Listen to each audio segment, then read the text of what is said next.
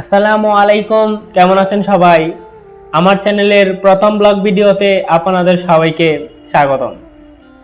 আমি আপনাদের সাথে শেয়ার করব গত 2 দিন আগে আমার অফিসের ছুটিতে আমি আমার কাকার বাসায় বেড়াতে গিয়েছিলাম মুন্সিগঞ্জ সদরে।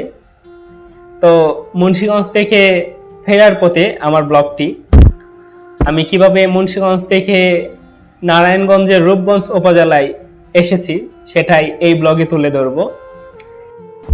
প্রথমে আমি মুক্তারপুর আসি। মুক্তারপুর আসার পরে একটি অটোরিক্সা নিয়ে যাচ্ছি মুক্তারপুর ব্রিজ দিয়ে। তো দেখতেই পাচ্ছেন কত সুন্দর আশপাশ, চারিদিকটা অনেক সুন্দর, এই ব্রিজটাও সুন্দর, নিচে মেঘনা নদী।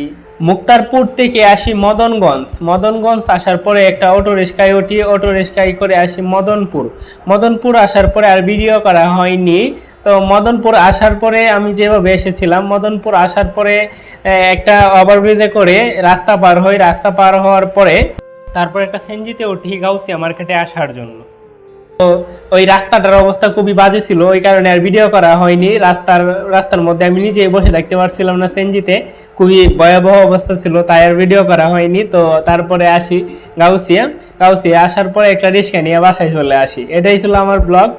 আমার পরবর্তী ভিডিওতে সবাই পাশে থাকবেন। ধন্যবাদ সবাইকে।